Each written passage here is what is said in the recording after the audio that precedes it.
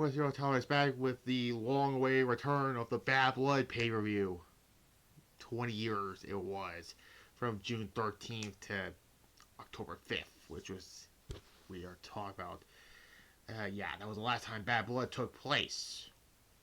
And in case you've forgotten, Bad Blood was a Raw-only pay-per-view from 2003. You saw that like 2 days ago on my secondary channel, so the next Thursday review will be ECW One Night Stand 2006, and you know, tomorrow will be my wrestling dumpster fires on the abysmal Oz gimmick.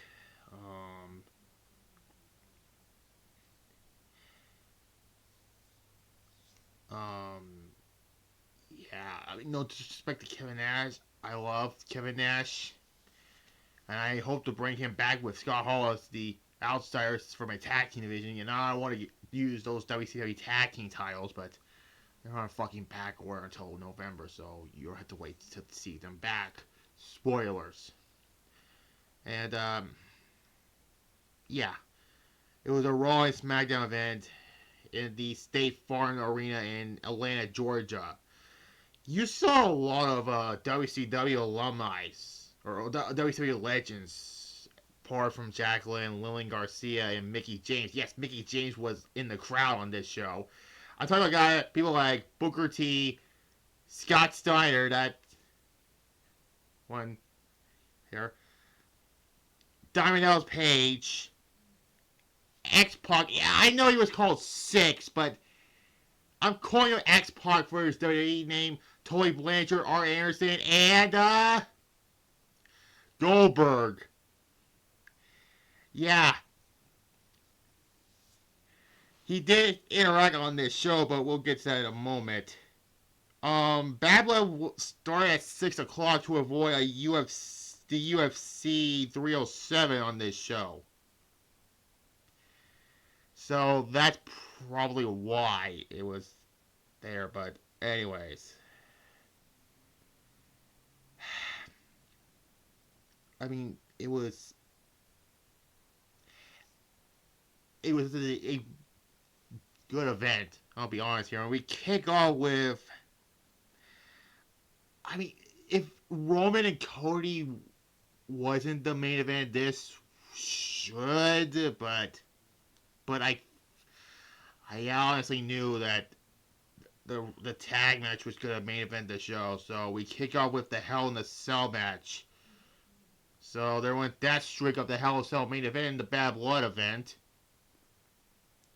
That's 97 with Shawn and Taker, 03 with Nash and Triple H, and 04 with Shawn Michaels and Triple H. Oh yeah, Bianca, Jay, and Naomi were the freaking hosts for the show. Why? Like, why does mostly pay-per-views need to be having hosts? Like, that's getting a little overkill, honestly. CM Punk defeats Drew McIntyre. I kind of knew Punk was going to win this match. During Drew's entrance, they showed Goldberg in the crowd with his son, Gage.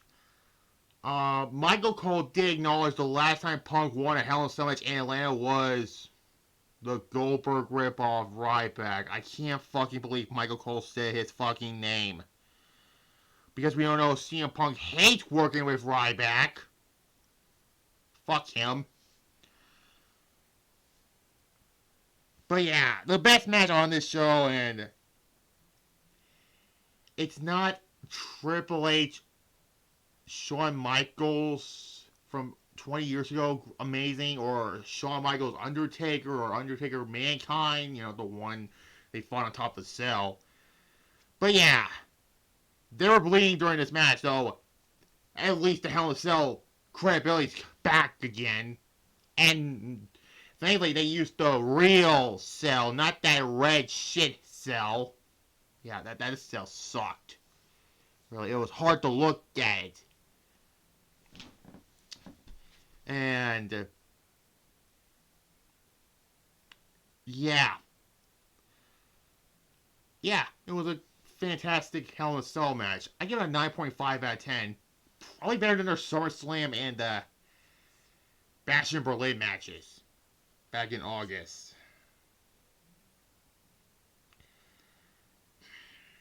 And yeah, they were using steps during it. There was a freaking toolbox deja vu from 2003, and Punk got the win in this rubber match. Really, it's gonna lead to Punk going after the World Heavyweight Championship for Survivor Series because there are rumors about that. Whatever. If Punk wins the world title, whatever. Just don't be another like AEW situation where he gets injured and yeah, I mean the wrestlers in WWE are more professional than AEW's wrestlers. Yeah, fuck you, Jack Perry, for the real glass shit. Oh, don't be surprised for my most controversial moment of 2024 is the whole Jack Perry CM Punk backstage fight that was caught on air. We're like 2 months from that. Anyways, next up is for the WWE Women's Championship. Nia Jax defeats Bayley to retain the Women's Championship. I did not like the way they did the same fucking thing they did at SummerSlam. Literally. I mean, I knew Nia Jax was going to retain. Just hoping for a Charlotte return so they can feud for at least. Did they? I don't think they ever have a pay-per-view match one-on-one, so just do that, okay?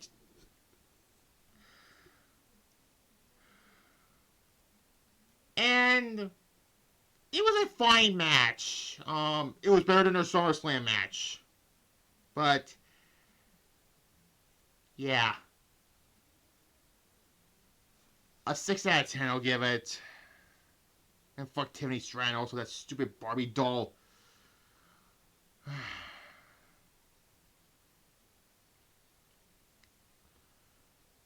Damian Priest defeats Finn Balor.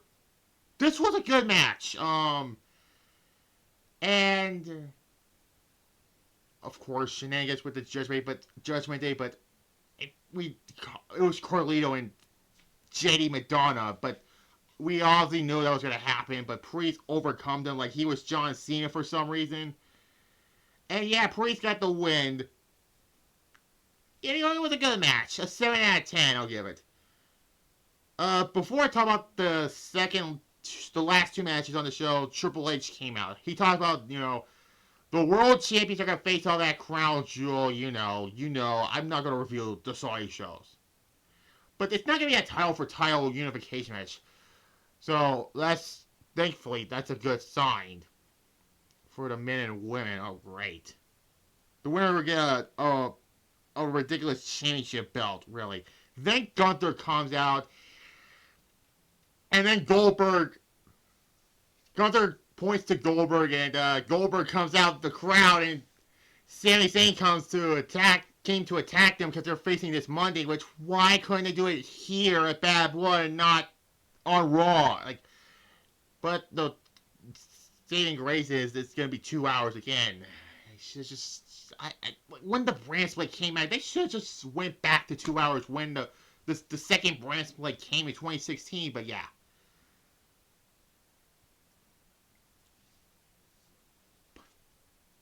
Anyways, we get the worst match on the show for the Women's World Championship.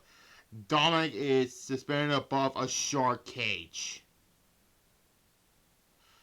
Rhea Ripley defeats Liv Morgan by disqualification, so as a result of this, Liv Morgan retains the title.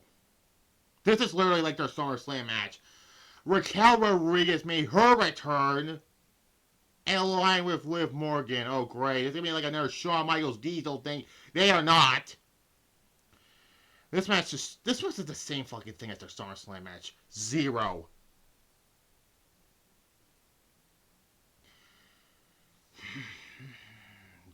I'm just so sick of this. Anyways, the main event, Cody Rhodes and Roman Reigns defeats Solo Sikoa, Jacob Fatu. This was better than the 6-man tag at Money in the Bank, because unlike Randy Orton, who was the worst thing about that match, Roman looked good in this match. First off, what the fuck were the marching band like for their entrance theme for Cody and Roman? The fuck?